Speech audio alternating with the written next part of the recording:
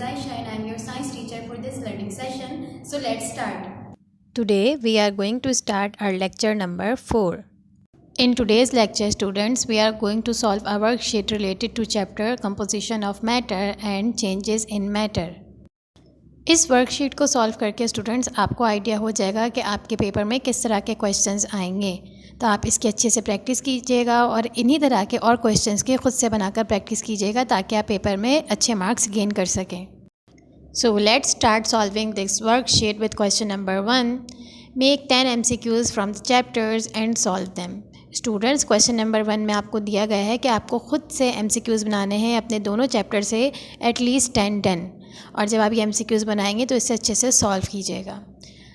Let's move towards question number 2, that is observe the following chemical bond and answer the following questions. Students, आपको 2 examples दी गई हैं, 2 diagrams दी गई हैं जिसमें chemical bond की formation हो रही है और इन 2 स्ट्रक्चर्स को देखते हुए आपने नीचे गिवन 5 क्वेश्चंस के आंसर देने हैं। वो क्वेश्चंस क्या क्या हैं? The first question is identify the bond, B identify the element making the bond, C is it element और compound, D explain your answer from C for A and E explain your answer from C for B. आपको तमाम questions के answer देने हैं, लेकिन इनके answers देने के लिए आपको ऊपर मौजूद स्ट्रक्चर्स में, एग्जांपल्स में मौजूद एलिमेंट्स के बारे में पता होना चाहिए। तो आइए सबसे पहले हम एग्जांपल ए को देखते हैं। उसमें आपको दिया गया है 2 एटम्स हैं जो एक साथ कंबाइन हैं और जब वो कंबाइन हुए हैं तो उन्होंने अपने इलेक्ट्रॉन्स को शेयर किया है। तो शेयरिंग में आपके पास 2 इलेक्ट्रॉन है। इट मीन्स एक इलेक्ट्रॉन एक एटम का होगा और दूसरा इलेक्ट्रॉन दूसरे एटम का होगा। ठीक है, अब आते हैं अपने स्ट्रक्चर बी पर। स्ट्रक्चर बी में भी आपको 2 एटम्स नज़र आ रहे हैं, लेकिन ये कंबाइन नहीं हुए, यहाँ पर कोई इलेक्ट्रॉन्स की शेयरिंग नहीं हुई है, ये एक दूसरे से सेपरेटेड हैं। अब जब ये सेपरेटेड हैं तो आप जो आपके लेफ़्ट साइड पर स्ट्रक्चर मौजूद है बी में, उसमें आप काउंट करेंगे तो आपको 20 इलेक्ट्रॉन्स मिलेंगे और जो आपके राइट हैंड साइड पर जो स्ट्रक्चर मौजूद है उसमें आपको मिलेंगे 8 इलेक्ट्रॉन्स। तो स्टूडेंट्स, ये इंफॉर्मेशन जो हमें इनके स्ट्रक्चर को देखते हुए और इनके इलेक्ट्रॉन्स को काउंट करके मिली है, इसी को यूज़ करके हम इन क्वेश्चंस के आंसर ढूंढते हैं। सो स्टूडेंट्स, फर्स्ट क्वेश्चन जो आपको दिया गया है वो है आइडेंटिफाई द बॉन्ड। और आप सब लोग जानते हैं, आपने पढ़ा है 2 तरह के बॉन्ड होते हैं, एक होता है covalent bond and the second one is ionic bond.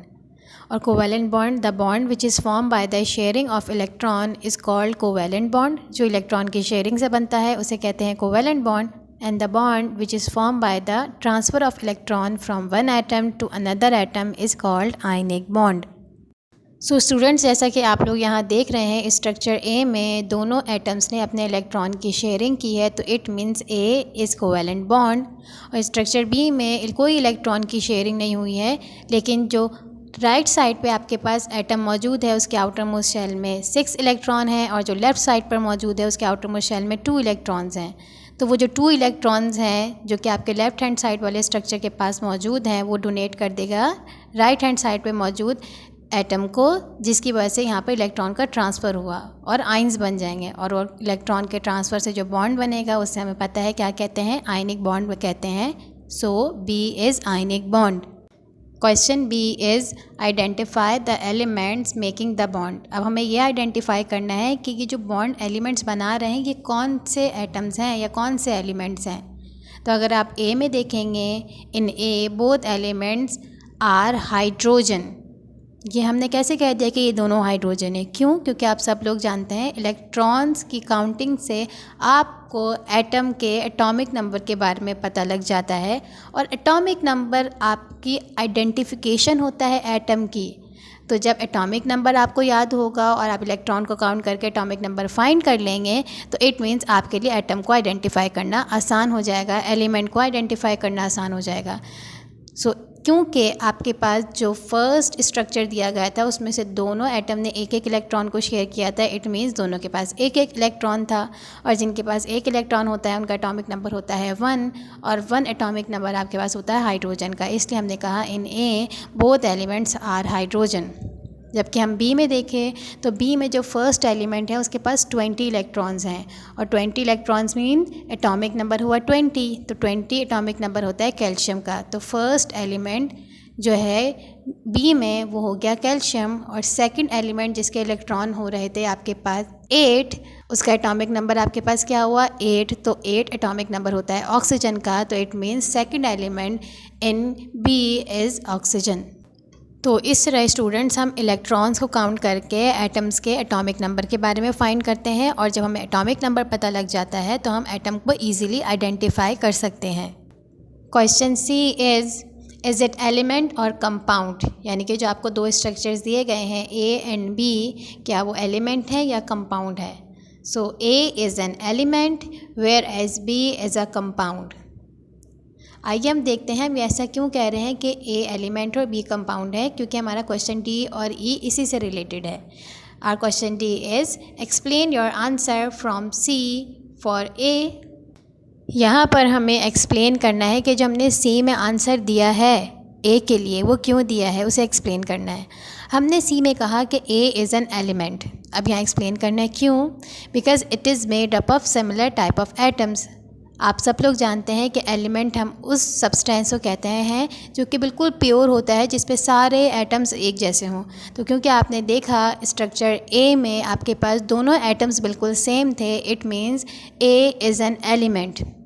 Your question E is explain your answer from C for B, यानी कि सी में जो आपने आंसर दिया है बी से रिलेटेड और हमने कहा है बी इज़ अ कंपाउंड, आप इसे एक्सप्लेन करें कि हमने ऐसा क्यों कहा है। तो स्टूडेंट्स आप ये भी जानते हैं कि जिस तरह एलिमेंट सिमिलर टाइप के एटम से मिलकर बनता है, इस तरह compound different types of atom या एलिमेंट से मिलकर बनता है। क्योंकि बी में आपको दो डिफरेंट एलिमेंट्स मिल रहे हैं, एक कैल्शियम है और दूसरा ऑक्सीजन है, तो it means B is a compound because it is made up of two different types of atoms और एलिमेंट्स। तो इसी तरह स्टूडेंट्स आप दूसरे स्ट्रक्चर्स बनाकर भी खुद से प्रैक्टिस कर सकते हैं इन क्वेश्चंस की। Let's move towards question number 3. Give example whether it is equation or process where matter has been changed chemically when provided with A. heat, B. air and C. water. So students इस question में आपको chemical change की कुछ examples बतानी हैं। अगर आपको उस केमिकल चेंज की इक्वेशन आती है तो हम इक्वेशन लिख देंगे, अगर आपको प्रोसेस का नेम आता है तो आप प्रोसेस का नेम लिख सकते हैं, क्योंकि यहाँ पे आपको चॉइस दी गई है। ये केमिकल चेंज आपको कैसे लिखना है कि जब उस केमिकल सब्सटेंस को हम प्रोवाइड करें हीट के साथ या फिर एयर के साथ या फिर वाटर के साथ। तो सबसे पहले हम ये देखते हैं कि हीट के साथ रिएक्शन में क्या केमिकल चेंज आ रहा है। सो स्टूडेंट्स जब हम chapter changes in matter study कर रहे थे और आपने फ़ेस टू फेस क्लासेस में इसे पढ़ा था, तो उस वक्त आपने ज़रूर अपने स्कूल में एक एक्टिविटी परफॉर्म की होगी आयरन और सल्फ़र की। वहाँ आपने देखा था कि जब हमने आयरन और सल्फ़र को मिक्स किया था तो उनके दरमियान कोई केमिकल रिएक्शन नहीं हुआ था, सल्फ़र और आयरन दोनों सेपरेटेड रहे थे। लेकिन जैसे ही हमने उन्हें हीट किया तो ब्लैक पाउडरी सब्सटेंस में कन्वर्ट हो गए और बना दिया आयरन सल्फाइड। तो ये आपके पास एक एग्जांपल हो गई, जब हम किसी भी केमिकल सब्सटेंस को हीट करें तो कोई केमिकल चेंज आ रहा है।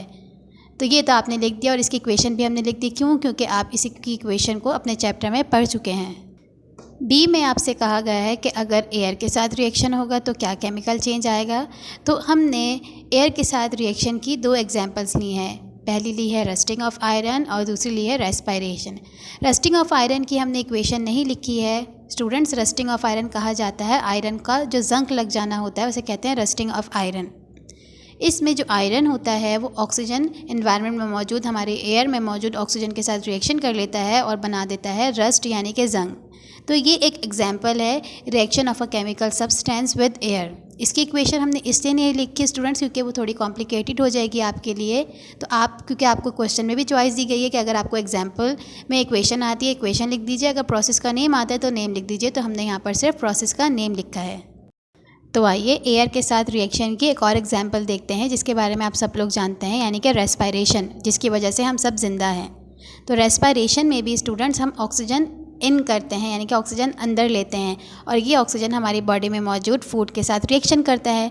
तो यहाँ पर इसका मतलब हम ये एग्जांपल को यूज़ कर सकते हैं कि रेस्पिरेशन भी एक ऐसा केमिकल रिएक्शन है जिसमें एक केमिकल सब्सटेंस एयर के साथ यानी कि ऑक्सीजन के साथ रिएक्ट करता है।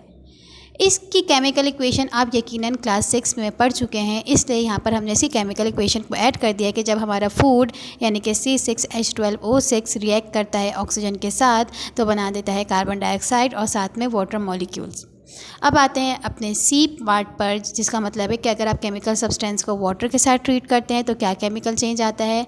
तो स्टूडेंट्स, फोटोसिंथेसिस की इक्वेशन भी आप क्लास 6 में पढ़ चुके हैं, तो इट मीन्स आपको इसकी इक्वेशन पता है। और फोटोसिंथेसिस में होता क्या है कि फोटोसिंथेसिस के अंदर प्लांट अपना फूड खुद प्रिपेयर करते हैं। कैसे? वो एनवायरनमेंट से कार्बन डाइऑक्साइड लेते हैं और ये कार्बन डाइऑक्साइड जो है वाटर के साथ रिएक्ट करती है in the presence of sunlight और बना देती है फूड यानी कि C6H12O6 और साथ में ऑक्सीजन भी रिलीज़ होती है।